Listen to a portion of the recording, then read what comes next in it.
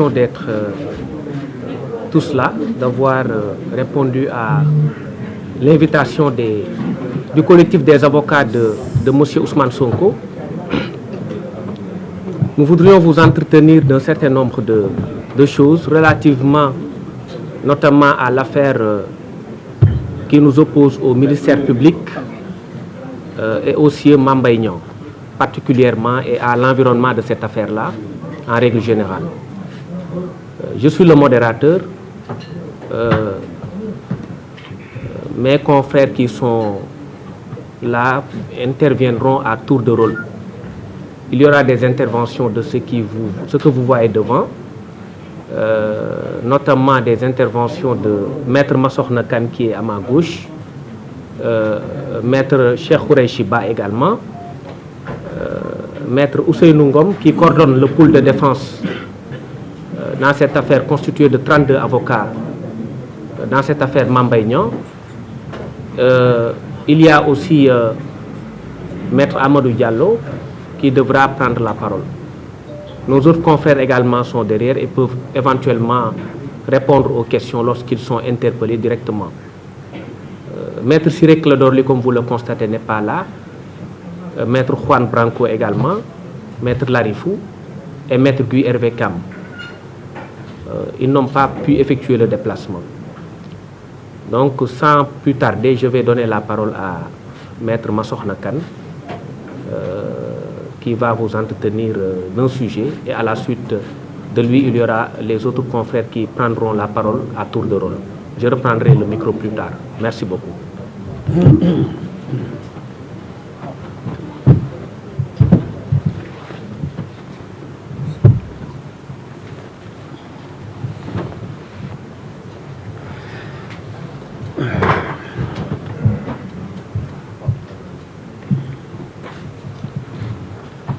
Alors, c'est ça ou c'est ça? Celui-là. Merci. Bonjour à tout le monde. Et merci d'être venus aussi nombreux. Je dois dire que je ne suis pas facilement impressionnable, mais aujourd'hui, je suis impressionné par vous, par votre mobilisation. J'ai essayé de compter et j'en étais à 45. Et je ne suis pas sûr d'avoir tout compté. Donc vraiment, merci pour cette grande mobilisation. Ça prouve que vous êtes engagés dans ce que vous faites. Comme l'a dit Maître Bamba Cissé, pourquoi ce point de presse? Pourquoi nous avons mis quelque temps avant de tenir ce point de presse? Parce que beaucoup de Sénégalais se posent la question. Beaucoup nous demandaient où sont les avocats de M. Sonko, on n'a entendu que les autres. Oui, parce que d'abord, il fallait demander et obtenir l'autorisation de notre bâtonnier. Nous avons tenu à cela parce que c'est une obligation pour les avocats. Donc c'est maintenant que le bâtonnier nous a donné son autorisation pour tenir ce point de presse. Et deuxièmement, pourquoi tenir ce point de presse? C'est pour rétablir l'équilibre entre les parties. Et dire à l'opinion nationale comme internationale ce qui s'est réellement passé dans cette affaire Mame Mbaye Niang. Ce qui s'est passé avant le procès, ce qui s'est passé le jour du procès, ce qui s'est passé après le procès. Ce qui s'est passé avant le procès, c'est des actes qui ont été posés par l'État du Sénégal. On peut dire que notre client a été au monde, je dis bien, le prévenu qui a été cité dans une affaire, simple affaire de diffamation. Il a été le prévenu dont le domicile a été bancarisé pendant tout le procès. Lui et sa famille ont été séquestrés et mis en résidence forcée, illégalement, et interdit même, lui, d'aller à la mosquée, ses enfants d'aller à l'école, sa femme d'aller au travail. il a été brutalisé et gazé, lui et aussi ses avocats, dont Maître Ciré Clédor Ly. Et notre confrère Ousseynou Fall a été suspendu la veille du procès. Et comme vous l'avez su, notre confrère Juan Branco a été refoulé également du Sénégal. Tout cela avant le procès. Alors, pendant le procès, lorsque le tribunal a décidé de retenir l'affaire, il a eu d'abord à constater l'absence du prévenu, l'absence de M. Sonko. Quand il l'a constaté, les avocats ont demandé à expliquer pourquoi M. Sonko n'était pas à l'audience, avec des documents justificatifs. Parce que c'est comme ça. Un prévenu qui ne comparaît pas, le tribunal le constate, il faut bien, s'il a des avocats, que ces avocats expliquent les motifs de cette absence. Et c'est ce qu'on a voulu faire. Maître Ciré Clédor Ly est venu avec 3 certificats médicaux. 3. Et le président a refusé de prendre les certificats médicaux. Donc, le président a refusé de connaître les motifs de l'absence qui devaient lui être expliqués par les avocats. Et quand il a refusé de prendre les certificats médicaux, nous avons demandé qu'on mentionne cela. Et il a refusé également. Qu'on le mentionne sur le plumitif d'audience. Parce que le plumitif, c'est un peu le procès verbal, c'est ce qui retrace tout. Il a refusé. Mais heureusement, fort heureusement, le greffier qui est un professionnel a mentionné que le président a refusé de prendre les certificats médicaux. Or, avec ces certificats médicaux, les avocats avaient décidé d'invoquer l'article 403 du Code de procédure pénale, notamment notre confrère Makodou Ndiaye, Makodou Nour, qui était chargé de ça, invoquer l'article 403 qui dit que lorsqu'un prévenu n'est pas présent à l'audience, pour des raisons de santé, et s'il y a des raisons graves qui font qu'on ne peut pas renvoyer l'affaire, le président doit désigner un juge pour aller trouver le malade là où il est, qu'il soit à l'hôpital ou chez lui, ou si c'est un détenu à la prison, il doit aller le trouver là-bas et l'interroger avec son greffier, l'interroger. Et ce PV d'interrogatoire est versé au dossier.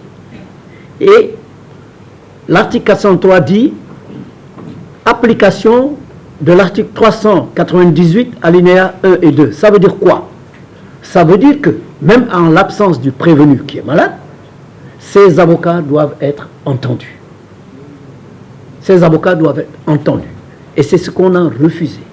Donc c'est délibérément que le tribunal a refusé que les avocats expliquent les motifs de l'absence et invoquent l'article 403 pour demander à ce que M. Sonko soit jugé en son absence, qu'il soit interrogé chez lui, qu'il soit jugé en son absence et que les avocats prennent parole. Parce que quand il fait défaut, les avocats ne prennent pas la parole. Mais dans le cas d'espèce, l'article 403 qui renvoie à l'article 398 alinéa 1 et 2 dit bien qu'il est jugé en son absence et que ses avocats prennent la parole. Donc ça, on nous a empêché cela. Et comme j'ai dit, heureusement que ça a été mentionné. Deuxièmement, les témoins que nous avions cités, M. Birahim Seck, M. Clédor Sène, qui était venu avec un dossier explosif, n'ont pas été entendus par le tribunal, alors que le tribunal a accepté de prendre leur citation. Donc, ils savaient qu'ils étaient cités. C'est dans le dossier. Donc, le tribunal a également refusé, n'a pas entendu ces témoins, alors qu'ils avaient été régulièrement cités. Le tribunal n'a pas visionné les vidéos qui étaient versées au dossier depuis la police. Et ces vidéos, tout le monde sait ce qu'il y a dans ces vidéos. C'est le ministre des Finances, c'est M. Mambaïan lui-même, c'est d'autres et d'autres qui avaient dit que le rapport existait et qu'il y avait des fuites, etc., etc. Donc tout cela, le tribunal l'avait refusé. Et il est certain, parce que le tribunal, quelque part, a rendu service à M. Mambaïan et au procureur. Je vais l'expliquer. Parce que si les avocats de M. Sonko avaient été entendus, je pense qu'il n'y aurait pas eu de procès, parce que leur citation serait annulée. Tout simplement. Leur procédure serait annulée. On n'irait pas au fond, il n'y aurait pas eu de condamnation ou de déclaration de culpabilité. Rien du tout. Le procès s'arrêterait. Et ça, je crois que M. Juan Branco lui-même en a parlé dans ses interviews en disant qu'il avait conclu pour montrer que la procédure était nulle et de nullité totale. Alors, pendant le procès, la partie civile a demandé 29 milliards, vous l'avez entendu, dommages d'intérêt, sans expliquer un quelconque préjudice, si ce n'est un préjudice moral. Et généralement, les gens qui veulent demander des dommages d'intérêt pour leur honneur bafoué, demandent le franc symbolique, parce qu'ils estiment que leur honneur n'a pas de prix. M. Niang, lui, il demande 29 milliards, c'est-à-dire le chiffre qui était indiqué dans le... Alors, ce qui est plus intéressant et plus grave encore, c'est le réquisitoire du procureur. Le procureur, pour asseoir ses accusations. Si vous voyez le plumitif d'audience à la page 7 et 8, le procureur dit que Ousmane Sonko a accusé Mambaïan d'avoir détourné 29 milliards.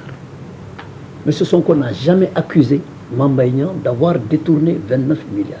Et pourtant, c'est ce que le procureur a dit pour asseoir sa demande pour la diffamation. Et il demande 2 ans, dont 1 an ferme. Pour ça. Il dit qu'il a accusé Mambaïan d'avoir détourné. Ensuite, il dit il y a des éléments de faux.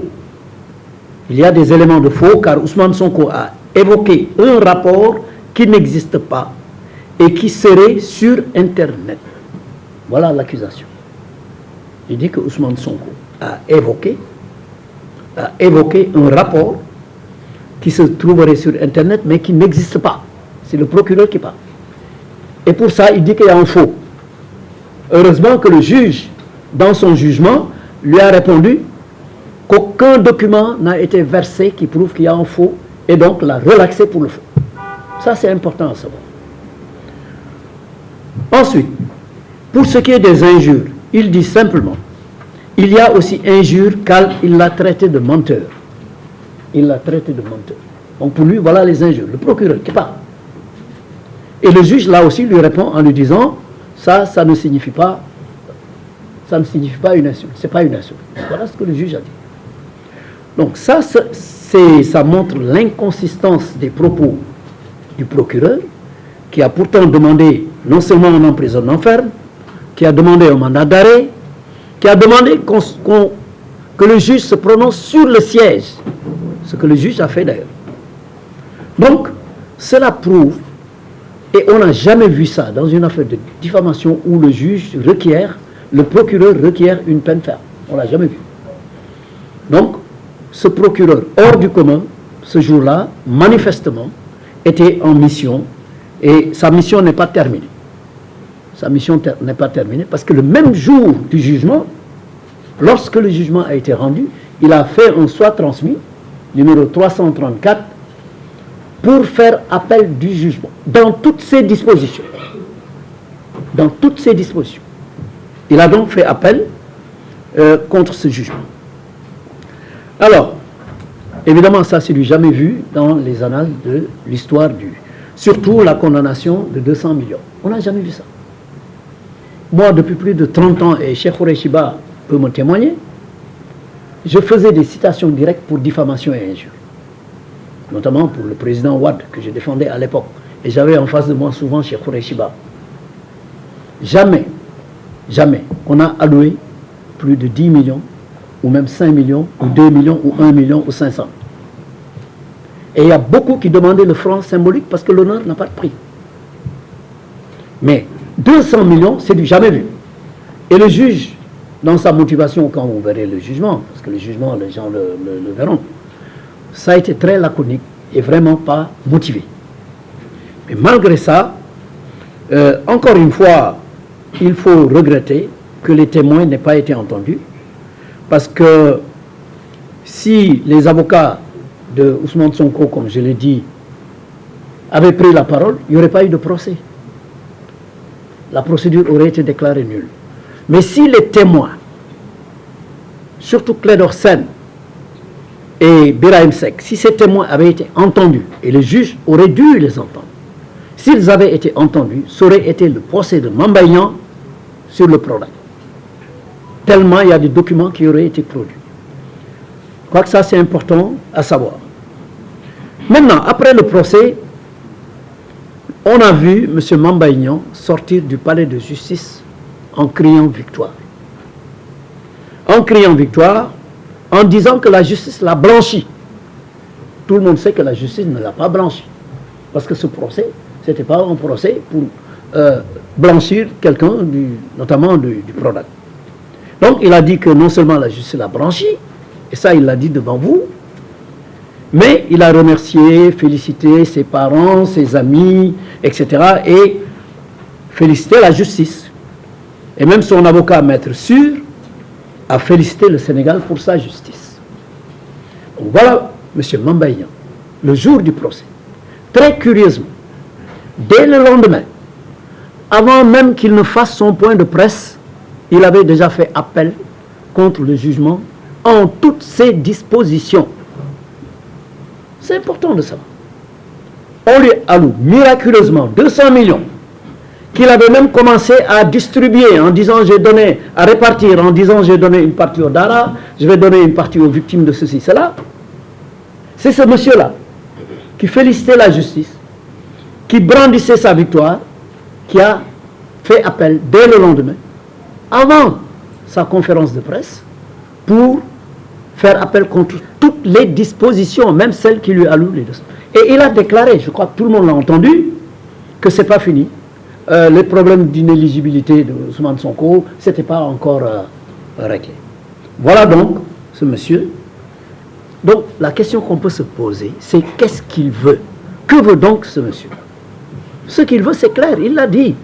Ce qui l'intéresse, c'est l'inéligibilité de Ousmane Sonko. Il a dit qu'il y a un deuxième round, pour cela.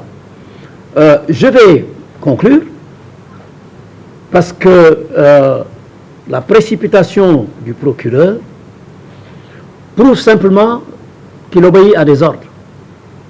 Parce que ce qu'il a fait, ce n'est pas du tout habituel. On n'a jamais vu ça.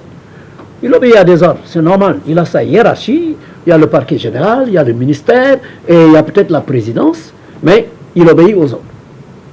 Parce que ce qu'ils veulent, ces gens, ils veulent une aggravation de la peine. Vous avez vu que Mame Mbaye Niang, même les 200 millions, il n'en veut pas.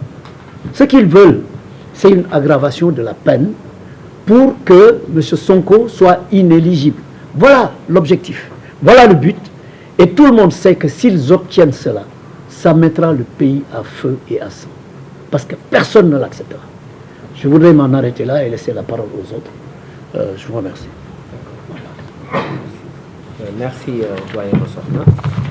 La parole est à Maître Amadou Diallo.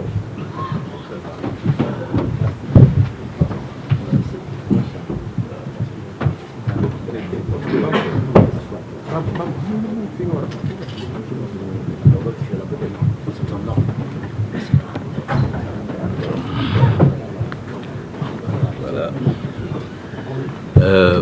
Bonjour, bonsoir à tout le monde. À l'instar de mon excellent confrère et doyen Maître Massokhna Kane, eh bien, j'apprécie positivement votre présence massive qui, comme il l'a dit, est significatif de l'intérêt que les Sénégalais peuvent porter sur le résultat de ce qui a été dit le 30 mars 2023 dans l'affaire opposant M. Ousmane Sonko, Mbambaye Kanyan et le ministère public. Vous l'auriez certainement remarqué. Jusqu'à présent, je n'ai pas parlé de procès ni de décision. Le 30 mars 2023, après 3 renvois, pour une affaire, si je ne m'abuse, qui a été évoquée la première fois le 2 février, renvoyée par la suite le 16 février, renvoyée ensuite le 16 mars et finalement retenu le 30 mars. Je dis qu'il n'y a pas eu de procès. Je dis que M. Ousmane Sonko a été condamné sans procès. Je n'ose pas, au risque de tomber dans les griffes de M. le bâtonnier, parler de mascarade, mais je pense pouvoir dire que dans cette affaire, il n'y a pas eu de procès. Le procès, excusez-moi doyen, ce n'est pas seulement le cadre formel. Le procès, c'est aussi un contenu. Et dans le contenu, il a été dit tout à l'heure que tous les droits de M. Ousmane Sonko ont été bafoués. Tous. Son droit d'être assisté par un avocat. Sa liberté d'aller et de venir. Le choix fait par ses partisans de l'accompagner pour assister à un procès public. Eh bien, tout cela n'a pas été respecté en ce qui concerne M. Ousmane Sonko. Parce que, retenez-le bien, et je pense que tout le monde a pu le constater, M. Ousmane Sonko a toujours voulu comparaître pour se défendre. Lorsqu'il a été en mesure de le faire juridiquement parlant, il s'est présenté. On l'a énormément retardé, suffisamment bousculé. Mais il est quand même arrivé au tribunal. La deuxième fois, il a été, parce que l'affaire a été renvoyée, il s'est présenté, il était arrivé blessé, agressé, donc totalement diminué. C'est ce qui a expliqué d'ailleurs, eh bien, la demande de renvoi exprimée par les avocats d'Ousmane Sonko qui était présent dans la salle. Mais le 30 mars 2023, M. Ousmane Sonko n'a pas pu se présenter. Il n'a pas pu se présenter, pas de son propre chef, pas de sa propre volonté, parce que simplement, on l'en a empêché. Parce que, retenons bien que s'il n'avait pas été blessé lors des événements du 16 mars 2023, il est évident que le 30 mars, M. Ousmane Sonko serait en état physique et mental de venir assister à son procès. Il n'a pas pu le faire et il a apporté une justification de sa non-présence. Ses avocats ont voulu présenter ces justificatifs, ce que le tribunal a refusé.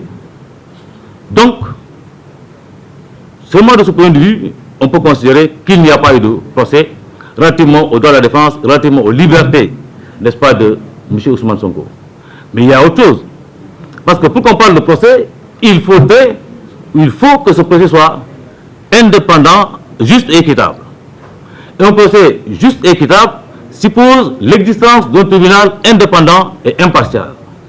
Dans le cas d'espèce, en tout cas, de mémoire d'avocat, je suis peut-être moins jeune que mes doyens Khan et Ba, c'est la première fois que j'ai vu une composition d'un tribunal aussi modulable, aussi malléable, et peut-être donc aussi manipulable. Parce que entre le premier jour du procès et le jour où le tribunal s'est prononcé, eh bien, la composition a changé à 3 reprises. À 3 reprises. Et alors, comment dans ces conditions-là, doit-on s'étonner que le président Ousmane Sonko puisse dire qu'il n'a pas confiance en cette justice? Parce que je crois savoir qu'il n'y a aucune disposition légale qui oblige un citoyen à avoir confiance en la justice. Parce que la seule disposition légale à laquelle il est soumis, c'est de respecter la justice. Mais aujourd'hui, Ousmane Sonko, qui dès le départ a exprimé toute sa méfiance, tout le manque de confiance vis-à-vis de cette justice, n'est-ce pas, malheureusement, s'est vu obtenir la raison sur, n'est-ce pas, cette justice-là. Donc aujourd'hui, nous pensons que ce que le président Ousmane Sonko craignait, malheureusement, s'est réalisé.